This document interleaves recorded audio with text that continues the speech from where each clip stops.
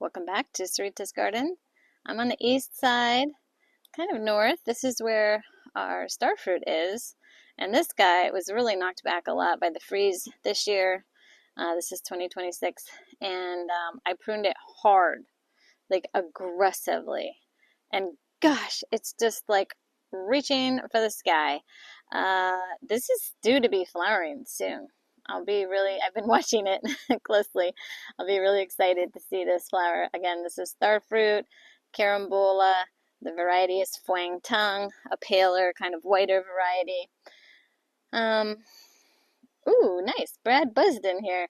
There were a lot of weeds in here, and I was hoping to get that buzz down, so that's awesome. We have some bananas that are struggling up there, and this is a poor little mango that's struggling.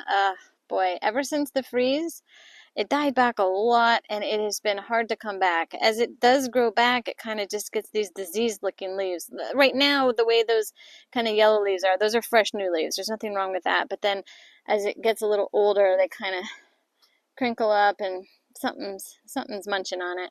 So we're really hopeful it's going to grow out of that and come back. This is an Angie that I grafted. Okay, it's getting hot. So let me move around and see if I can find a shady spot. We're like uber humid today. It feels like 95% humidity, and the temperature is probably close to the 90s. Okay, just wanted to point out a couple things over here. One, this is like the mini papaya that was a tall papaya last year. And let's see if I can show you the fruits that are coming. It had a lot of damage in the cold. We lost all the fruits. And then, so what we did is we cut it back. I don't know if you can see that stump area where I cut it. I've shown it in another video. Anyway, it's growing back really nicely. Let me zoom out and I'll show you. Oops, that's zooming in.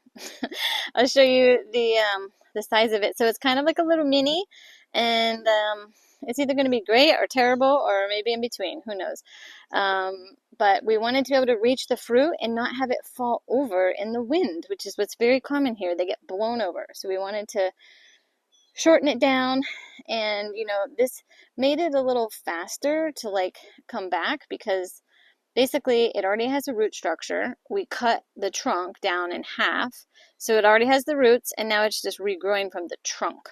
So that's a little quicker than putting in a brand new seedling, which we did everywhere else in the yard, but this is far and above, way ahead, because this has fruit on it, and those are about 5 inches long, those fruit.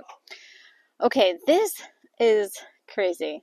This is cassava. We put chop and drop sticks of cassava that we ate. So we ate cassava, and then we harvested the the sticks, and then we saved several sticks for replanting, and then there was always like way more than you need to save. So we just threw them into a bed for chop and drop like mulch. And they're just like growing like gangbusters. They're really green. We're having a thing this year where a lot of our cassava that's growing is like really yellow and washed out. There's a word for that. I'm forgetting it right now. But anyway, it's basically enveloped this bunch of bananas. And so if we don't have any flooding, that would be great, because then those cassava might make it. We might have roots to eat this winter. It'll be ready to eat in the winter. But it might not make it, because what would happen is if there's a lot of standing water, this is kind of a mucky area of our yard, it holds water, then those roots would be rotten and damaged, so that would be a real bummer. But we didn't plant it. It was sort of an accident that it grew, but that's kind of a fun thing to see, how tall and thick and green and lush it is. Okay, Moringa. This was cool because this Moringa really suffered in the freeze this year, and that late January, early February freeze we had, where we were in the 20s for 3 nights. And let's see if you can see flowers. Those are flowers, the white spots that you see. They're really pretty delicate flower. I believe they're edible. And all those green leaves, we harvest those and we dry them. I make tea with them. And I have that tea usually with my meals. Moringa is a very high protein green. Brad dries it and then puts it in the Vitamix, and then has it in his smoothie. So Moringa is a great plant. There's a lot of products made out of Moringa now, supplements and teas, and we have it growing all over. But what happened was the trunk of it died, and then there were 1, 2, 3, 4 new sprouts that came up, and like they came up in February, and this is August 1st. So from February to August 1st, that's when it did all that growing. It's super tall. What do you think that is, babe? Like 20 feet tall? The moringa? So maybe 15. Uh, Brad is 6 feet 12. Okay, maybe 18 feet tall. It's pretty high. You can see the tip of the moringa is actually, it is actually higher than the banana, even though it made my camera looks like it's not. It actually really is. Okay, and then the last thing to show over here is a little experiment that my neighbor and I worked on. We worked on some grafting. I think it's called bud grafting. This is mulberry. Now this mulberry is not a super exciting variety. It's called World's Best Mulberry, but you can keep it kind of small like a shrub. We've taken cuttings and planted new ones here in the front. We have this little row of little cuttings. It grows really well from cutting. The thing that I learned from Josh at Cody Cove, which I didn't really know before, is that most mulberry, it's not nematode resistant, and we have really a lot of nematodes in our soil, and that's like these tiny little microscopic worms. I don't think you can see them.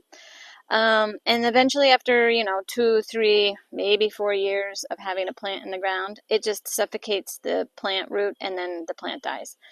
So these are not like a long-term gonna live plant.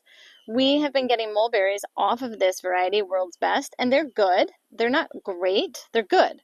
They're a little fibrous. They're not super sweet, but they're sweet. They taste good. And so what we did was we bought from Cody Cove Farm, from Josh and Emily, we bought the variety Skinner, which Skinner is a very productive, long, delicious, sweet-tasting mulberry.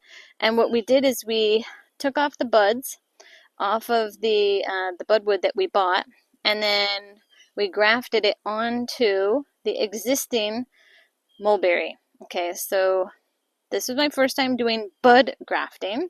I've done mango grafting with scions before onto rootstocks. So anyway, right underneath there where you see that dark spot, that's where the bud is, and we're waiting and hoping for that to come out. Now the cutting back of the plant, like you can see how this green thing is popping out, right? The cutting back of the plant, it stimulates it to grow. So I got to come in here and remove and like knock off, like I just did, some of the things that are growing back that aren't part of the graft. I only want it to grow out of here, here, and here. And I do have some more. You can see some more in the background there. And I thought I had some more to the right, but maybe not. Maybe this is where I have the bulk of it.